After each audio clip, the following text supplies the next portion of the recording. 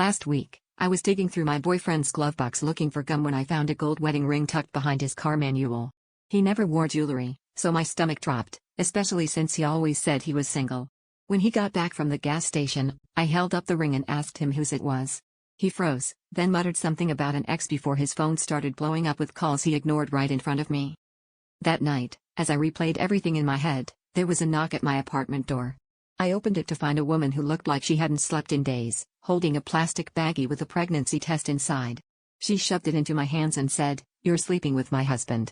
Congratulations, you're both having his baby." The test was mine. I'd taken it a few days earlier and thrown it away, positive. She'd been through my trash. My boyfriend showed up 10 minutes later, wild-eyed and desperate, begging me not to believe her, that she was crazy and they were separated. But his wife just laughed and pulled out a folder of divorce papers, unsigned. The three of us stood there, secrets unraveling faster than my patience, and suddenly every sweet thing he told me sounded like a rehearsed lie. The twist? When his wife finally walked out, slamming the door behind her, he dropped to his knees and admitted he'd known about the pregnancy before I did. She'd found out first, because he'd been tracking my cycle, terrified of losing me but too cowardly to leave her. I realized then I wasn't just angry at him. I hated that I ignored my own instincts, choosing his lies over my self-respect.